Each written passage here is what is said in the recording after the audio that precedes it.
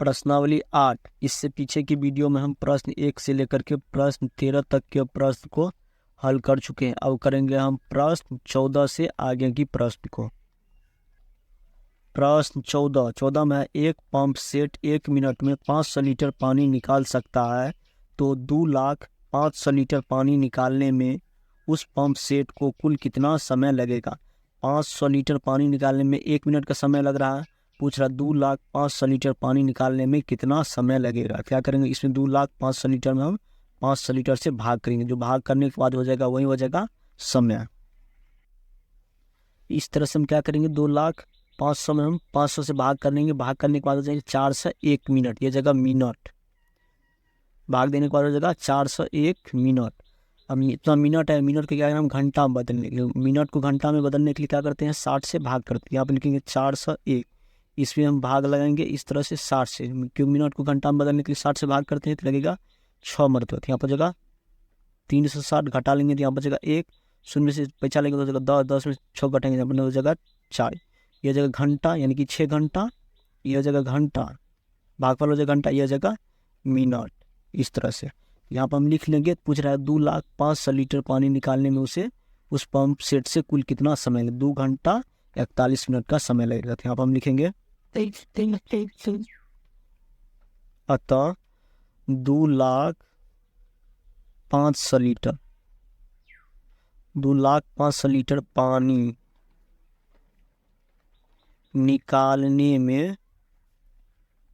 निकालने में उस पंप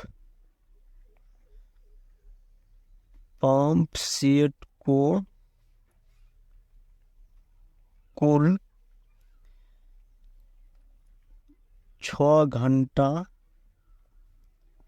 41 मिनट का समय लगेगा। इस तरह से हम प्रश्न 14 को बनाएंगे। प्रश्न 15 में 596 बोरियों में 29,204 किलोग्राम गेहूं का आटा है। यदि उन सभी बोरियों में बराबर बराबर आटा है तो प्रत्येक बोरियों में कितना आटा है। 596 बोरियों में आटा है 29,204 किलोग्राम। पूछ रहा है कि प्रत्येक बोरी में क्या करेंगे, 596 से हम 29,204 में भाग करेंगे। प्रश्न 15 यहाँ पर हम लिख लेंगे, चूंकि 596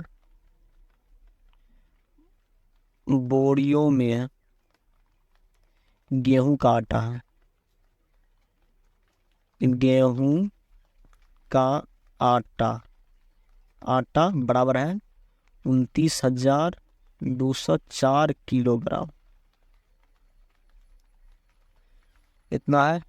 पूछ रहा है प्रत्येक बोरी, यहाँ पे लिख लेंगे यानी कि एक बोरी निकालेंगे। यहाँ पे लिखेंगे एक बोरी में गेहूं का आटा बराबर हो जाएगा 29,204। इसमें हम भाग करेंगे 596 से, तो इतना किलोग्राम हो जाएगा। जब 29,204 में 596 से भाग करेंगे तो यह जगह 49 किलोग्राम, 49 किलोग्राम। यहाँ पर हम लिख लेंगे। पूछ रहा है कि प्रत्येक बोरी में कितना आटा हो, तो प्रत्येक बोरी में हो जाएगा 49 किलोग्राम। यहाँ पर हम लिखेंगे अतः प्रत्येक बोरी में 49 किलोग्राम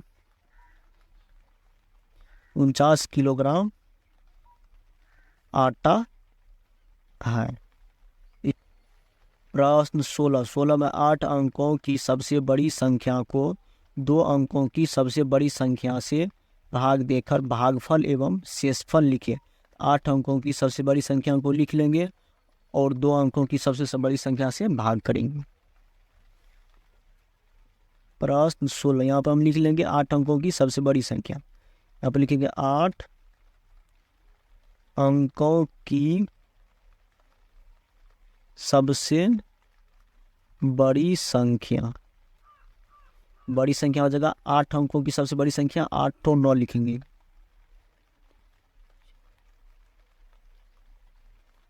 8 अंकों की बड़ी संख्या इस तरह से हम लिख लेंगे 8 तो 9 लिखेंगे कुछ, और 2 अंकों की सबसे बड़ी संख्या से भाग देने के लिए करा, तो यहाँ पर लिखेंगे 2 अंकों की सबसे बड़ी संख्या, 2 अंकों की सबसे बड़ी संख्या हो जाएगा 2 ठो 9। इस तरह से अब क्या करेंगे हम, 8 अंकों की बड़ी संख्या यह है, इसमें हम इससे भाग कर लेंगे। इस तरह से हम क्या करेंगे, 8 अंकों की सबसे बड़ी संख्या को लिख के 2 अंकों की सबसे बड़ी संख्या से भाग करेंगे। भाग देने के बाद भागफल हो रहा है इतना और शेषफल 0 आ रहा है, तो भागफल बोलते हैं यहाँ पर जो आता है इसको बोलते हैं भागफल, इसको बोलते हैं भाजक, और यहाँ पर जो आता है उसको बोलते हैं शेष। तो इसमें पूछ रहा है भागफल एवं शेषफल लिखने के लिए, यहाँ पर हम लिख लेंगे भागफल बराबर, तो भागफल बराबर इसको हम लिख लेंगे यहाँ पर, भागफल इतना आया है और शेष यानी कि शेषफल कुछ नहीं बचा, तो इस पर आप लिखेंगे 0। इस तरह से होगा प्रश्न 16 का। प्रश्न 17 में 9 अंकों की सबसे बड़ी संख्या को 3 अंकों की सबसे छोटी संख्या से भाग देकर भागफल एवं शेषफल लिखें। प्रश्न 17 यहाँ पर हम लिख लेंगे 9 अंकों की सबसे बड़ी संख्या, तो यहाँ पर लिखेंगे 9 अंकों की सबसे बड़ी संख्या, 9 अंकों की सबसे बड़ी संख्या 9 ठो 9 लिखेंगे।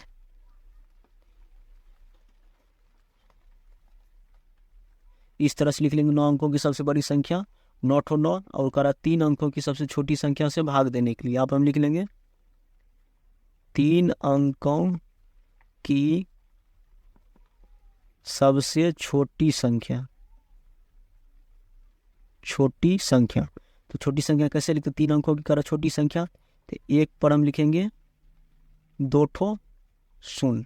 छोटी कहता है तो जितना अंक की कहेगा छोटी संख्या उस पर 1 पर उससे एक कम 0 लिखेंगे।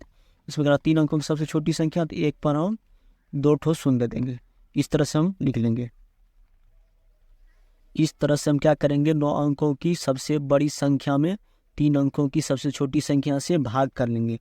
भाग करने के बाद इसमें करा कि भागफल और शेषफल लिखने के लिए, यहाँ पर हम लिख लेंगे इस तरह से,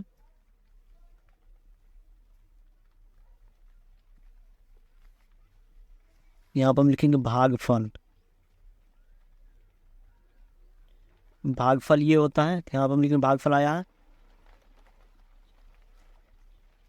भागफल इतना आया है और शेषफल आया है अपनी ना, यहाँ पर लिख लेंगे शेषफल इतना। इस तरह से प्रश्न 17 को बनाएंगे। प्रश्न 17 में कराए 9 अंकों की सबसे बड़ी संख्या में 3 अंकों की सबसे छोटी संख्या से भाग देना। इस तरह से जो केवल लिख लेंगे, 9 अंकों की सबसे बड़ी संख्या को लिख लेंगे, लिखने के बाद 3 अंकों की सबसे छोटी संख्या से भाग देंगे। भाग देने के बाद भागफल बोलते हैं इसको और शेषफल बोलते हैं यहाँ पर जाता है उसको। तो इस तरह से भागफल लिख लेंगे और शेषफल। इस तरह से प्रश्न 17 तक को बनाएंगे।